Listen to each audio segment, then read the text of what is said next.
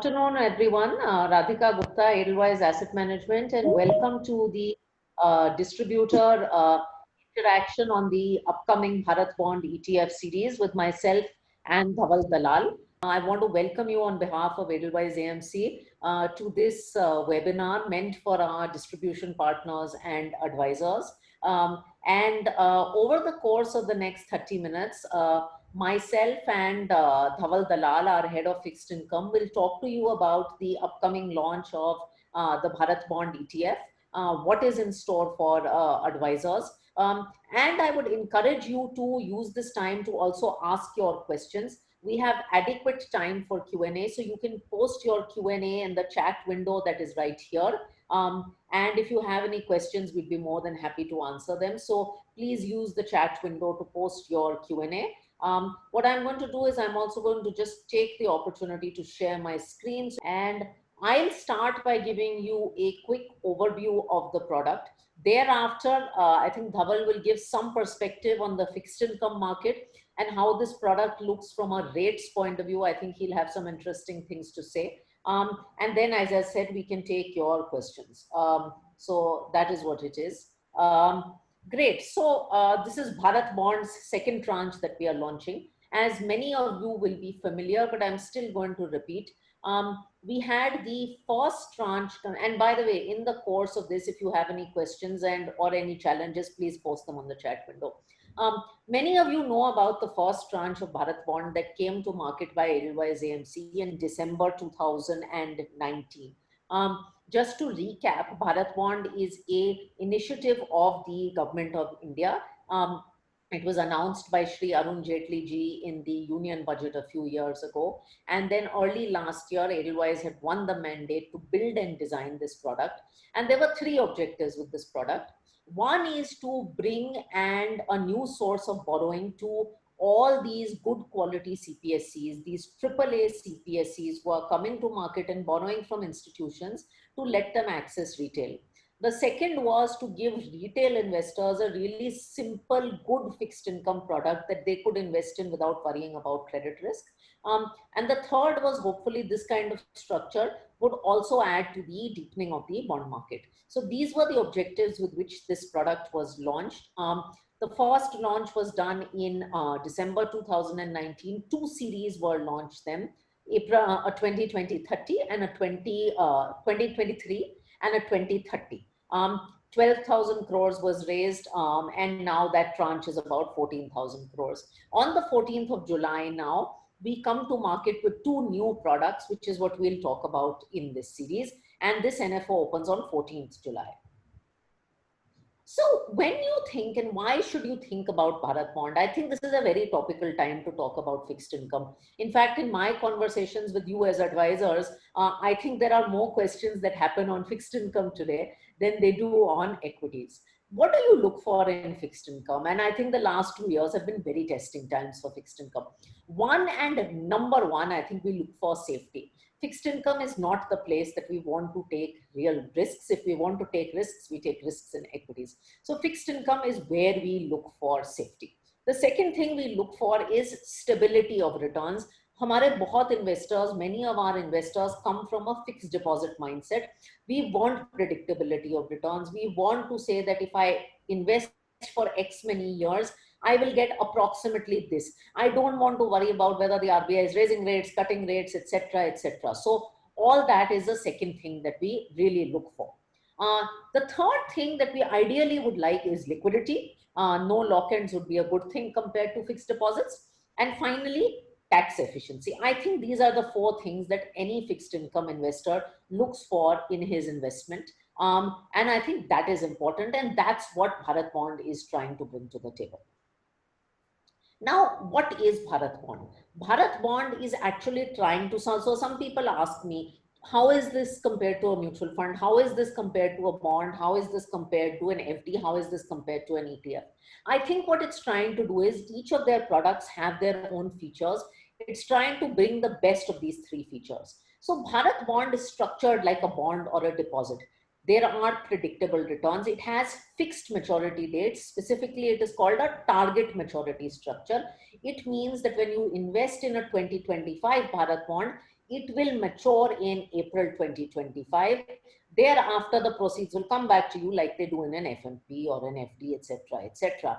Because it is a fixed maturity structure, if you are investing over a fixed maturity, you are likely to get returns that are close to the indicative yield at the time of investment. So it behaves like a bond in terms of its predictability of returns. Essentially what it is doing, it is buying and holding bonds.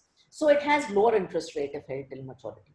Second, it is similar to a mutual fund in the sense that it is a diversified portfolio. Unlike an NCD or a corporate deposit, you are not taking single security risk. It is a diversified portfolio. It is also professionally managed. And like a debt mutual fund, very importantly, it carries the best element, which is lower rates of taxation compared to traditional investments. It enjoys indexation. And third, like an ETF or like a stock, it trades on an exchange, highly liquid. We will talk about liquidity later. And it is low cost and transparent. Often in debt products and MF products, a lot of disclosures are monthly. In Bharat Bond, all your disclosures are daily. So I think behaves like a bond, diversified like a mutual fund, trades like a stock with the cost efficiency of an ETF. So I think that's what Bharat Bond is in a nutshell. The underlying of this, and let me clarify this, is only public sector company bonds and only AAA rated public sector company bonds. There is no intention in this series to add anything other than AAA PSUs. That should be very clear. These are all companies I think that we are familiar with. They are in many mutual fund portfolios as well. So it's the highest rated public sector bonds in the space. Already talked about this. We talked about the fact that it will have a defined maturity date. This time there are two products on offer, 2025, which is a midterm one, which has a 5-year maturity, and 2031, which is a 10.5-year structure. So that is a more long-term product. Both products will be listed on the exchange and can be entered or exited anytime during the tenure of the fund. One of the important things about Bharat Bond is that it is an ETF, so it is a passive product. It tracks an index. So under the SEBI risk replication rules, it has to match the index. The index is created by NSE, so it will track the results of the Nifty Bharat Bond Index. The 2025 and 2031 indices were launched on Thursday last week. You can check them out on the NSE website. And as I said, the index criteria is such that you will invest in AAA rated public sector bonds maturing on or more before the maturity date of the fund. How the process works, I think we've already talked about this. It's important to talk about the index and the index methodology here. So this is how the index is constructed. You look at AAA rated bonds issued by public sector companies, and you make sure that you look at companies which have bonds maturing within 12 months prior to the maturity date of the index. You assign weights of these different bonds and different companies in the index, and the weightage is based on the total outstanding amount. So borrowers that are bigger, that have larger liquidity in the market, will get higher weightage, and single company exposure is capped at 15%. These constituents are rebalanced on a quarterly basis. As I said, two products being launched, 5 years and 11 years. Of course, the most common question that we get is what is the yield of these? The current presentation shows you what the indicative yield is like. Obviously, this will change before the NFO in line with interest rates. You can visit bharatbond.in, that's www.bharatbond.in, for a daily color on what interest rates look like. But I think this gives you a very good sense of where you will be. Do note that there are two options within Bharat Bond. This is important. For investors who have a demat account, they can choose to invest via the ETF.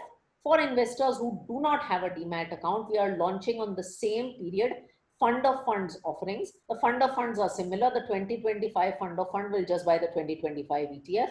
The 2031 fund of fund will just buy the 2031 ETF. The FOF works just like a regular vanilla MF investment. In fact, in the last series, the FOF became very popular, started at 600 crores, is now 2000 crores. So depending on what your investor wants, short or medium tenor, then you have 2025, long tenor, you have 2031. You want to do the ETF, you choose the ETF. You want to do the fund of funds, you choose the fund of funds.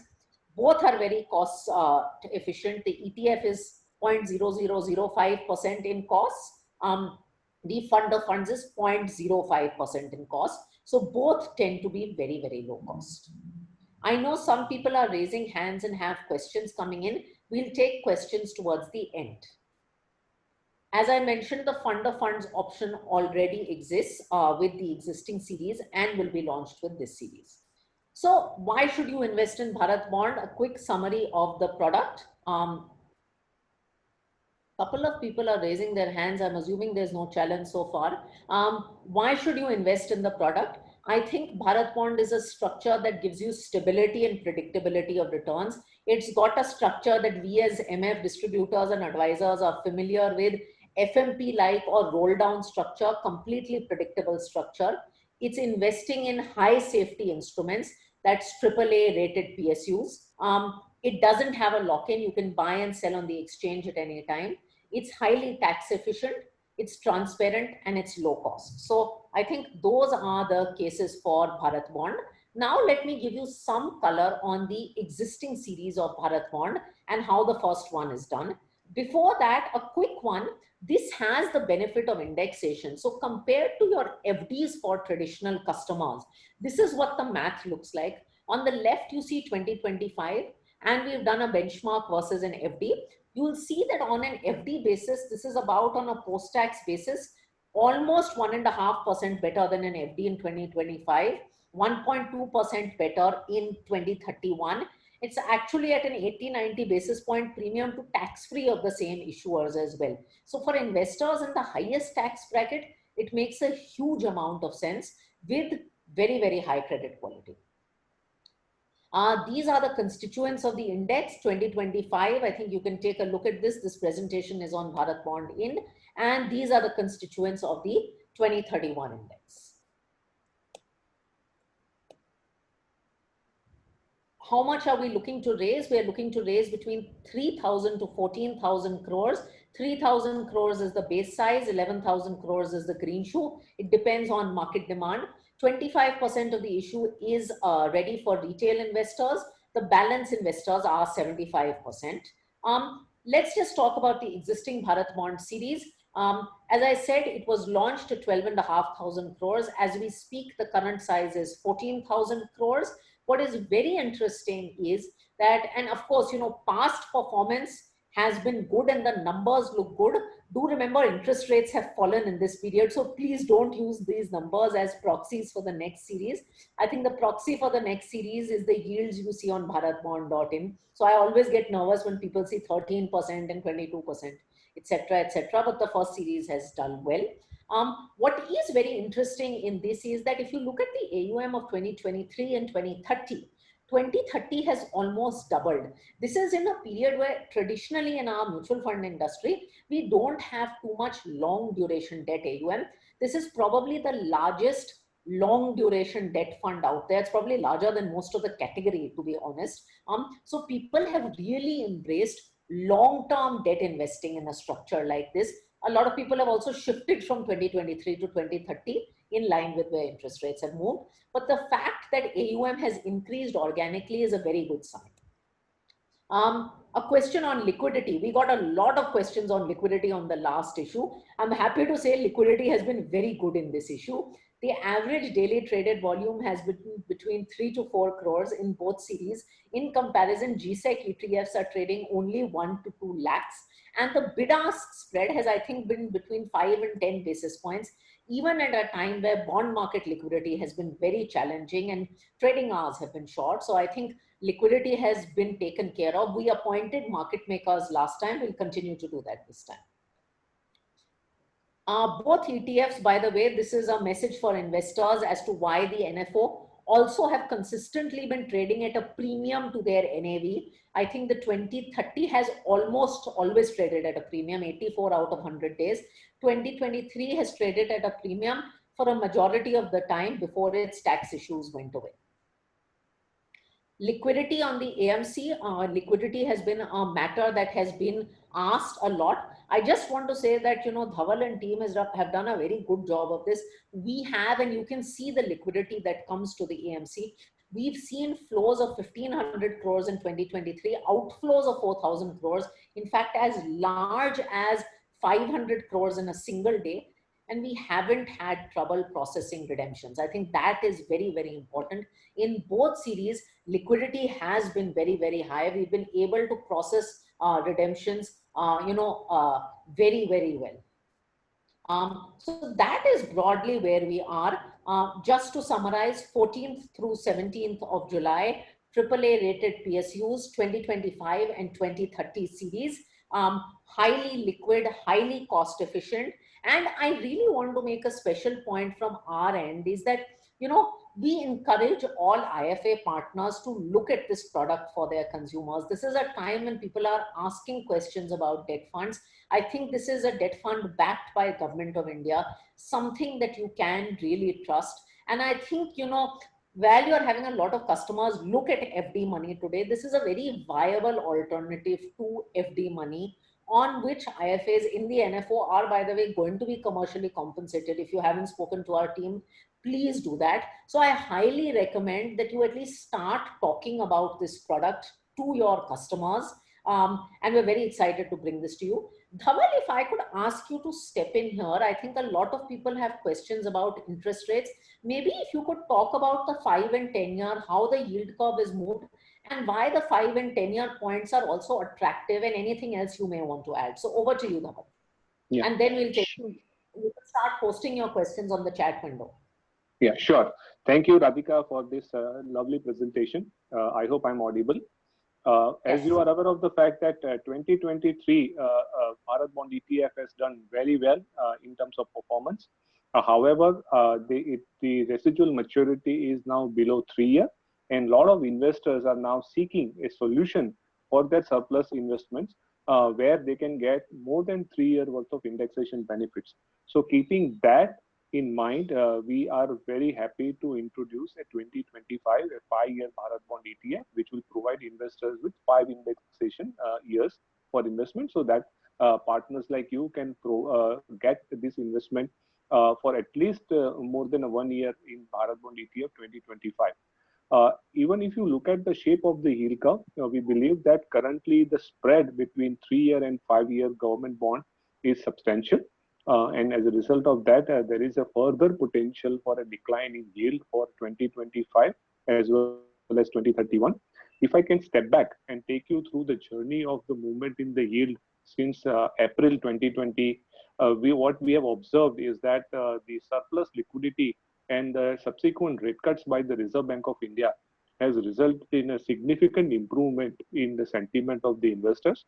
The Reserve Bank of India has been very resolute that they want to ensure that the COVID-19 related slowdown does not percolate. And as a result of that, they have created a wall of liquidity in the financial markets. They have pumped in a significant amount of liquidity, and the bond market participants expect the Reserve Bank of India to step in the second half of financial year and buy a lot of bonds from the open market if necessary. So keeping all these things in mind, if you look at the swap curve, it is factoring in at least 2 rate cuts from here. I think it is fair to say that we should expect at least 50 basis point cut in the repo rate between now and December 2020. And that should keep the potential interest in 2031 and 2025 alive. If we also look at the global bond markets, we have observed that all major central banks are right now on the easing mode and have committed to keep the rates at close to zero or negative for a foreseeable future. So it is not only the central banks whose commitments are being viewed, it is also the market's belief in the central bank, which is of paramount importance to us. And that should keep the investors from being invested in the bond market for a long-term period. So our assessment is that bond yields have declined and they have potential to decline further based on the Reserve Bank of India's action going forward and the lack of inflation in the system for foreseeable future. This is again a very important concept to understand, that worldwide the lack of inflationary pressures are helping central bankers to pump more liquidity and keep bond yields close to zero in that respective economy.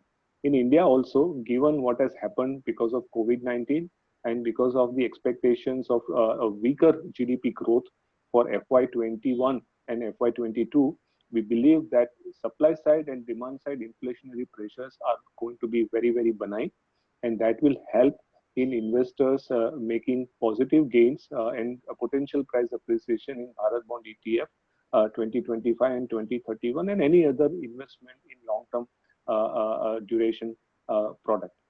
More important thing is the liquidity, as Radhika has pointed out, that Bharat Bond ETF offers significant benefits of investing in high quality CPSE bonds and along with liquidity. And in the present circumstances, we believe that having investment in liquid assets and with no lock-in should be considered very, very premium. And investors should not lock their money for a foreseeable future, given the interest rate environment that we are in. So Bharat Bond ETF is providing high quality investment with no lock-in and no exit load. So that is something that your investors will probably be able to benefit. And this is something that will also help your investors having an allocation, fixed income allocation to high quality long-term fixed income assets as compared to fixed deposits which are maturing in 1 to 2 years. So I think Bharat Bond ETF is coming at the right time, providing investors with a very solid background of product and the construct and the benefit for the fixed income allocation going forward. So I'll stop here and we'll wait for any more questions that you may have on the market or on the product. Thank you, Radhika.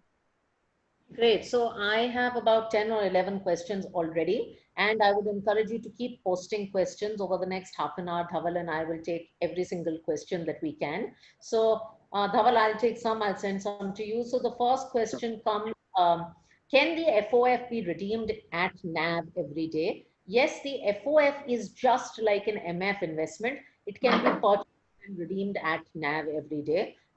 It has no exit load after 1 month. Before 1 month, it has a 0.1% exit load. So that is that. The next question coming in from Nikhil Girme. What is the difference between this bond and the earlier bond? I would say, Nikhil, there are no real differences. The construct is the same. It is target maturity. It continues to be AAA CPSC. The only difference is the time horizons. Then you had 2023 and 2030. Now you have 2025 and 2031. The reason to do 2031 is, of course, a nice long-term one. Its yields are a little better than 2030. 2025, as Dhawal said, is a good midterm point in the curve. There is a premium between 3-year and 5-year. There are not too many 5-year products out there. So that way, I think we are very excited about the 5-year response, and we are hearing a very good response from the market, because I think the difference between 5-year and 3-year is also now about 50-60 basis points. So that's why those two series there. Okay. Maybe Dhawal, you can take this question.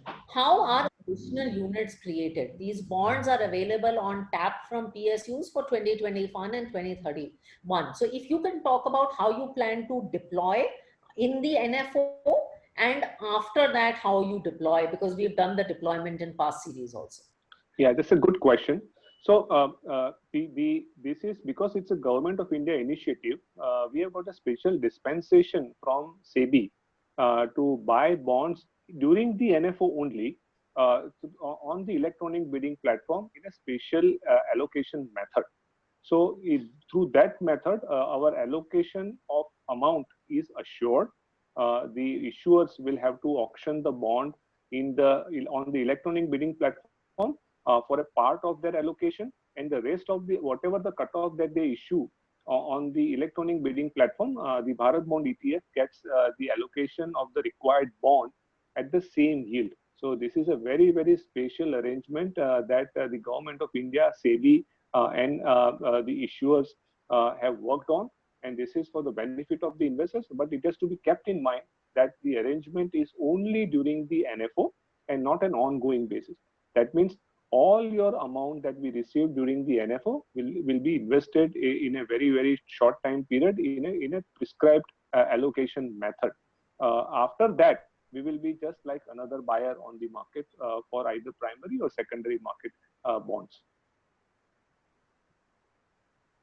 Okay, let me take a couple more questions. Yes. Dhawal, you can take this. What will be the average paper duration in each of these?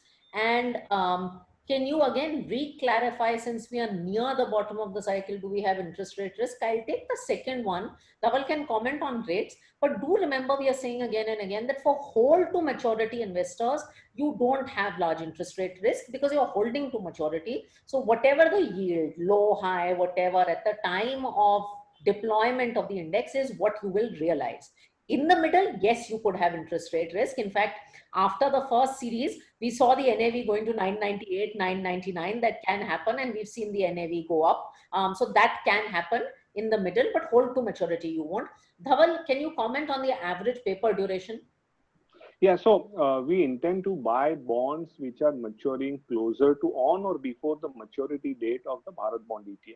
In this particular case, it is April 15, 2025 and April 15, 2031.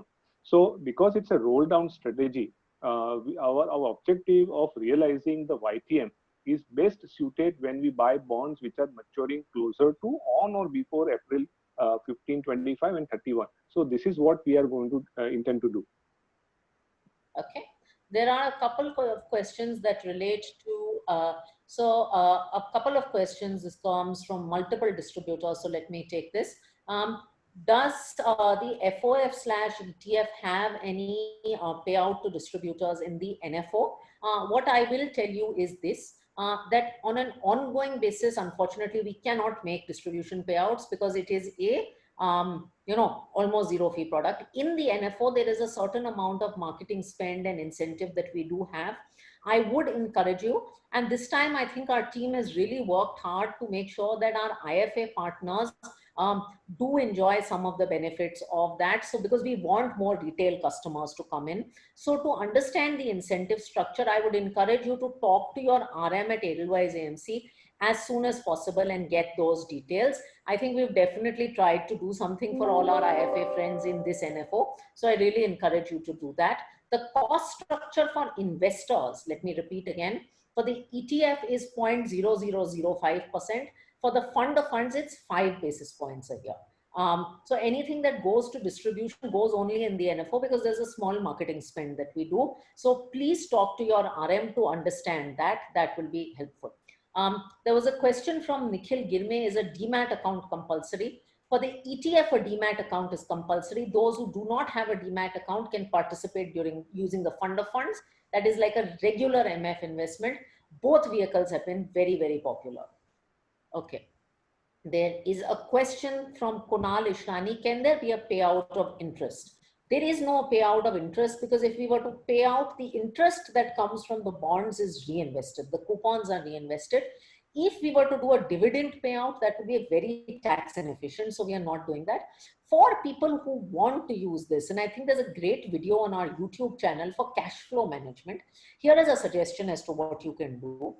Invest in the fund of funds, let the gains accrue for a few years, and then start doing an SWP of 5-6% on a yearly basis. I think that will make sense as a retirement planning alternative or as an annuity outcome for your clients.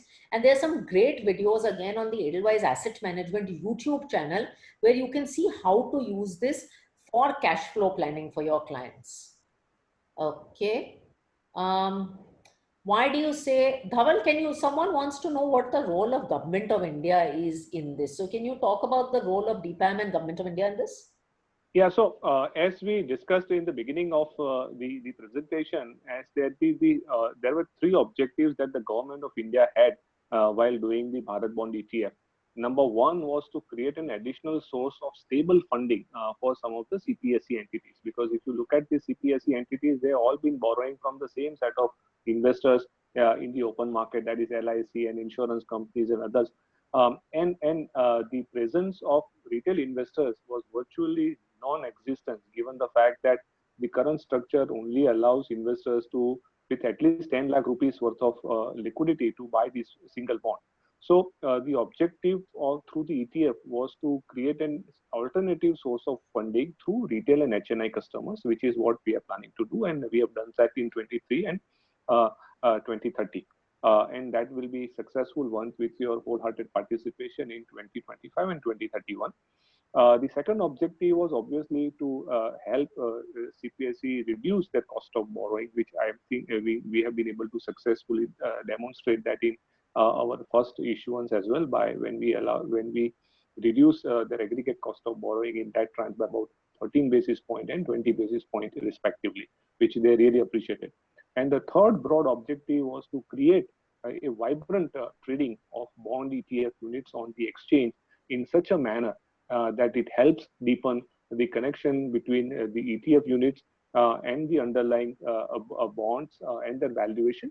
And it helps create some amount of understanding of which bond should be valued at which yield for either the participant CPSs as well as non-participant CPSs. And that in turn will help deepen the bond market for those CPSs who have not participated and are looking to participate in or issue bonds in the open market. So eventually, the whole objective is through the target maturity bond ETF structure is to have one ETF maturing on one particular year, going from 2023 all the way to maybe 10, 15, 20 years in such a manner that through the vibrant trading of this ETF on the exchange, either the issuers will be able to figure out where the demand is for their bonds in both retail and HNI, and they'll be able to issue these bonds accordingly.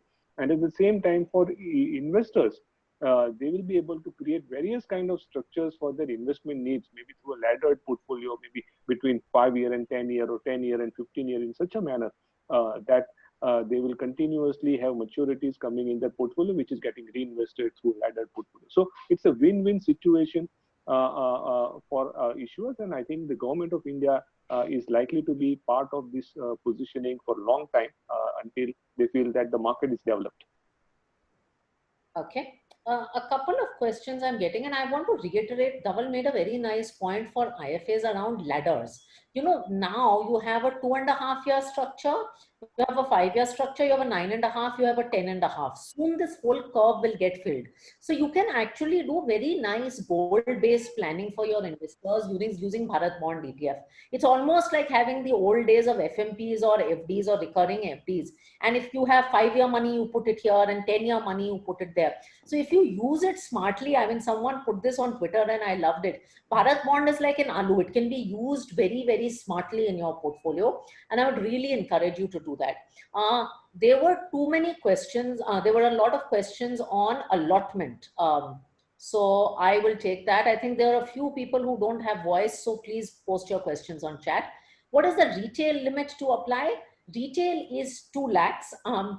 25% of the issue is reserved for retail, 75% for everyone else. Someone also said, what's the chance of HNIs to get the allotment? I think please apply. Last time, everyone got the allotment they wanted. In fact, we went to Government of India and increased the allotment in 2023. So hopefully you'll get all the allotment. It'll be a really good problem to have if we exceed 14,000 crores. So we've asked for quite a bit. So I think everyone should get their allotment. I'm hopeful that that's the case.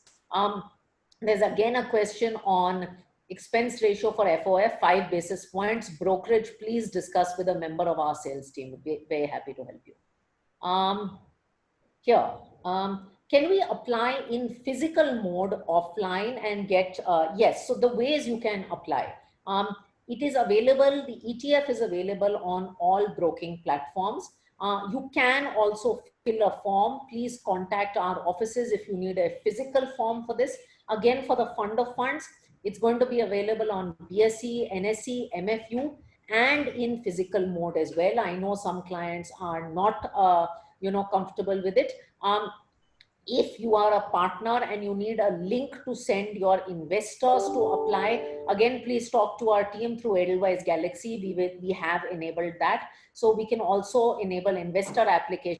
So someone asked me, Santosh asked me, how do you make a payment? Can you use the Galaxy app? Yes, you can. So again, please talk to our team and we'll be more than happy to answer this. Anyone can also apply on bharatbond.in. So there are lots of ways to apply here, including Galaxy and all existing platforms. Let me just see what else there is. There are quite a few questions. Can I buy the previous issue of Bharat Bond ETF through open-ended funds? Yes, the previous issues continue to remain open for subscription as they have. Dhawal, can you comment on what's the current YTM for the 5 and 10 year, even though I've already covered it and you can see it on bharatbond.in, but if you could quickly comment.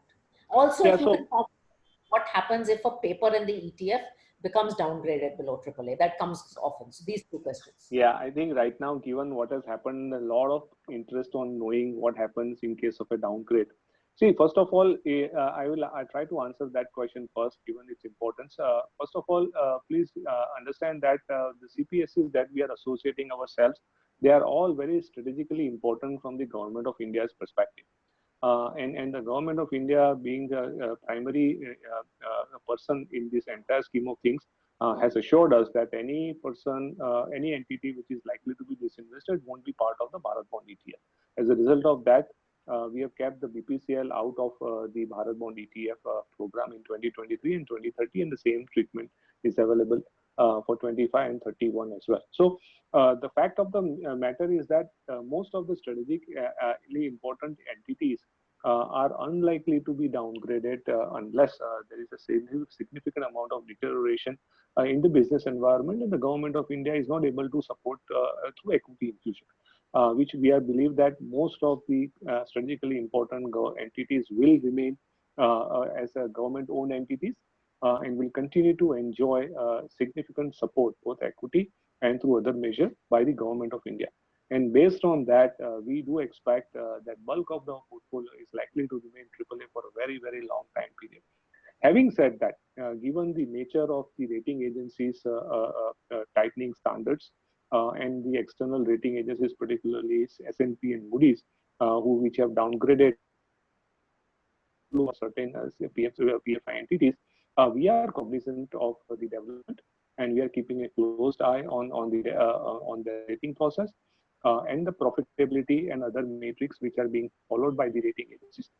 In that situation, any entities whose outlook is changed to negative or something, we will be closely monitoring our exposures over there and liquidity and the spreads in order to get further signals from the market. But in case if an entity gets downgraded, then our approach will be to follow the index and its treatment, because as you know, that the index is getting rebalanced on quarterly basis. So the index will have to remove that bond on the next quarterly rebalancing, and we will probably follow the same approach based on the liquidity of the underlying bond, and will remove the downgraded entity. But at this point of time, it's perhaps safe to assume that none of the entities which are going to be part of 2025 and 31 has any fears of immediate downgrade. Okay, a couple of questions I'm getting that I'll take. What are the benefits over banking PSU debt funds? I think with banking PSU debt funds, it's a great category. We have one. You have many different things happening in banking PSU debt funds. It's not a full comparison. Now, this is AAA PSU only. I think banking PSU is a little wider. 20% can be outside the bank PSU universe. Not all bank PSU funds are roll down funds. Some are actually short-term funds, 2-3 year duration. So they don't have this target maturity structure. And obviously to the end investor, cost is a benefit. So I think these are the 2-3 benefits. I think the net YTMs tend to look better than banking PSU debt funds. Dhawal, if you would want to add to that. Yeah, so within that 20%, where banking and PSU debt fund have a leeway to invest in non-bank, non-PSU asset, we have seen the non-AAA private sector entities also become part of the banking and PSU debt fund. And as a result of that, sometimes investors are not comfortable with those 20% asset allocation. Here, this is Bharat Bond ETF is perhaps the only fund where the mandate is to invest only AAA rated bonds as part of the SID and KIM, which I think will provide potential investors with a lot of comfort. Because right now, what we have seen is that maybe people do 100% AAA right now, but maybe when the situation changes, there is a leeway in the fund to buy non-AAA rated instruments. And at that point of time, some of the investors might not be comfortable fund taking non-AAA exposure. This is the only fund where the SID has said that it's only AAA rated assets. So to that extent, it's a peace of mind for you and your clients. Okay, another question, there are a few operational questions I'll take and then some more questions for Dhawal. If we hold Bharat Bond ETF till maturity, will the maturity amount be yield or yield plus mark to market? This is an NAV plus fund. So at the end of the maturity, you get the NAV. Just think of it like an FMP investment in that sense. At the end of the maturity, there's an NAV that has all the mark to market, all the accruals, everything put together. And the maturity amount then is auto paid at the end. So in that sense, it works very similarly to an FD or FMP. That was a question from Akash. Dhawal, you want to add anything to that one on how this works on maturity? Yeah, so in light of the predictability of the returns, when investors put their money in a fixed deposit of say 6% for 5 years, that means 100 rupees becomes 106 rupees at the end of 1 year. Then 106 rupees are compounded for religious 6 rupees, and so 6%, and so on and so forth. Here, while the mathematics is going to be the similar thing, the only difference over here is the reinvestment risk. Because when we receive the coupon of these bonds, ultimately this bond, interest will be reinvested in the same bond of the residual maturity. And at that point of time, we don't know what will be the yield. So to that extent, there will be some amount of changes in the YPM final YPM that you will receive by about 10 to 15 basis point gap, but rest of the treatment will remain similar. And I think that to that extent, it is still far better in terms of predictability of returns as compared to some of the open-ended funds investment. Okay. A couple of other questions. Can individuals, non-individuals apply? Yes, everybody can apply. All entities that can apply and mutual funds can apply, including NRI investors who can apply in both the NRE, NRO format through their demat account for the ETF and through the fund of funds, just like they apply in mutual funds. So no restriction on that. Dhawal has already, there was a question on disinvestment, but I think Dhawal has already answered that. I'll take, yes, this will be given the pandemic situation. There was a question from Adheep. There will be an online platform. You can do this through Edelweiss Galaxy. If you need any assistance as a distributor, applying for your clients online, there are customized links we can give you to your customers to pay online via Galaxy. Please again contact our team. We'll be very happy to help. Dhawal, can you, there was a question on YTM, 5 and 10 year. I've mentioned that, but I'll reiterate, please visit bharatbond.in for the most up-to-date YTMs. Right now, it's looking like 5.7 and 6.7.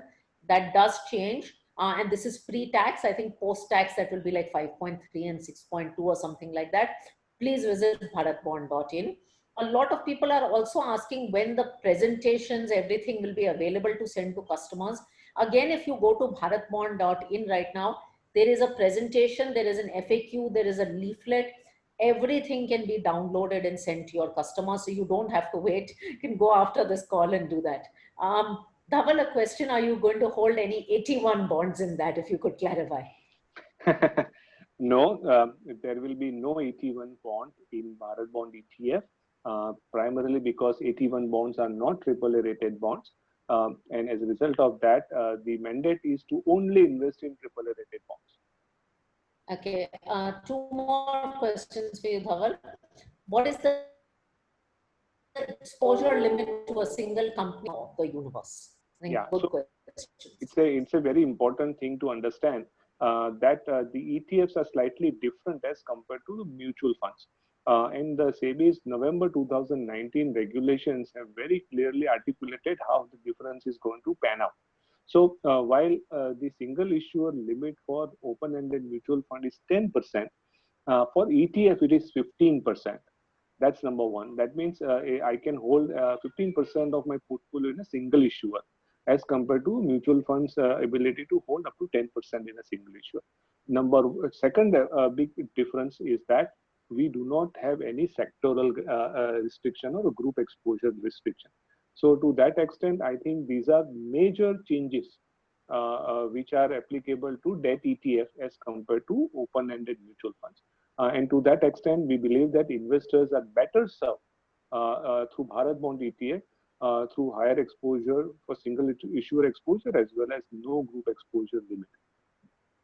Okay, I see 2, 3 more questions. We've answered about 40, 50 of them. If you have any others, by the way, before I answer these next 2 questions, please put them up because we have about 5 more minutes of Dhawal also. How is the coupon taxed at the MF end? That comes from Krishna Iyer.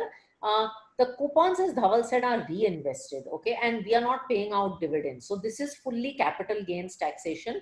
After 3 years, you have long-term taxation. Before that, you have short-term taxation. So you don't pay incremental tax on the coupon. That actually makes this more efficient versus some of the deposits and bond paying instruments where you're paying marginal rate of tax on the coupon. There was a question that came on how this compares to gilt funds and sovereign bond. Obviously, this is not GSEC. GSEC is sovereign, this is quasi-sovereign, but as Dhawal said, it is as close to, I mean, it is the highest credit grade you have after sovereign. In the tenure, and maybe Dhawal can also comment on this, tenure spreads relative to GSEC are at quite elevated levels. So for the just incremental risk, you actually get good returns. And also remember that gilt funds carry duration risk. They don't have this target maturity structure. In fact, a 10-year gilt fund, if interest rates move by 1%, can move by plus 7 or 8% in a year. And I have always cautioned investors about that and advisors about that. So this structurally is meant to mirror an FD experience much more than a gilt fund. Dhawal, do you want to talk? Someone asked about how this compares to state government bonds. Yeah, so state development loans or state government bonds are also issued along with the Government of India bonds on a weekly basis. However, the important thing to note is that every state issues different maturity bonds on monthly basis. So there is a significant amount of fragmentation of maturities in state development loans, and as a result of that, the liquidity of these bonds in the secondary market is significantly compromised. And that is why there is a certain amount of yield pickup that is being priced over the same similar maturity Government of India bonds. In case of Bharat Bond ETF, our objective is to buy bonds which are maturing closer to the maturity date of the Bharat Bond ETF. So to that extent, our endeavor is that the same issuers will keep on reissuing bonds of the similar maturity so that there is a liquidity and depth of the underlying bonds, which in turn will promote more trading and tighter spreads and better price discovery. Terrific. So I think we've covered the whole set of questions that there are. Thank you for the wide participation on this and the range of questions. Again, I would reiterate a few facts. The NFO opens from 14th through 17th of July. All the information that Dhawal and I have talked about is available on bharatbond.in. You can download any material you want and use it to talk to your clients. This will be available on all online platforms and Galaxy also for distribution partners. If you have any questions on how to use that, please talk to our team. I'll take 2 more questions that are coming up. And again, really encourage all of you to think about this and participate for your clients. There was a question about redemptions in the last few months and what are the methods to tackle redemption pressure. I would say, see, we've had redemptions in 2023 and we've had huge subscriptions in 2030. On both sides, we have not had any challenge in liquidity. Dhawal, you want to talk about how you manage that? Yeah, so 2023, bulk of the redemptions have happened because of some of the institutional investors and PSU banks who had participated in the NFO of 2023. They wanted to book gains. And given the fact that because of the present risk aversion, the investor interest have significantly moved into 2 to 3 year AAA rated CPSE bonds, there was no problem whatsoever for us to liquidate these bonds. In fact, as Radhika pointed out, that our single day redemption has been as high as 750 crore that we have funded without any problem whatsoever. So we believe that CPSE bonds that we hold in our portfolio enjoy significant amount of liquidity and they are very easy to sell. Particularly the short end, mutual funds are big buyers currently given the increase in the inflows in their portfolios and their preference for AAA rated bonds. On the long end, that is 20, 30 and 31, insurance companies are perennial buyers of these bonds.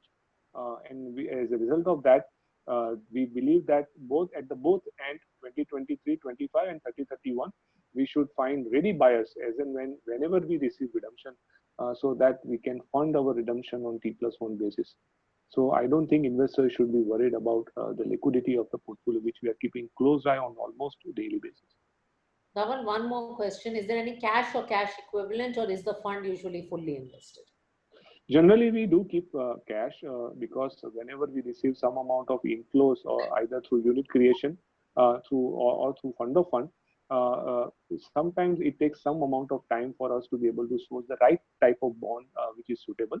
To that extent, the fund has an ability to buy up to 5% of the portfolio in government bonds of maturity not later than the Bharat bond, maturity of the Bharat Bond ETF. So we do keep some amount of dry powder for liquidity purpose, as well as till we find the right amount of bond which is suitable for Bharat Bond ETF.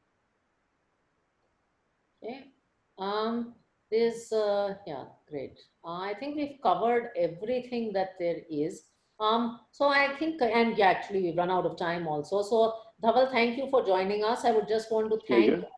the group of distribution partners who's joined us in such large numbers for this. We look forward to your participation. I see some of you writing to me in the chat window that we'll participate aggressively. So very excited to hear that. And again, please do reach out to our team if you have any questions on material you need, brokerage, whatever you need to take this to your clients. We've really tried to make this interesting for IFAs in this period compared to the last issue. So I encourage all of you to take a look at it and share it with others who could have not attended this call. We'll put up a recording also. Thank you so much, everybody. Have a good day, and we'll conclude right here. Mutual fund investments are subject to market risk. Read all scheme-related documents carefully.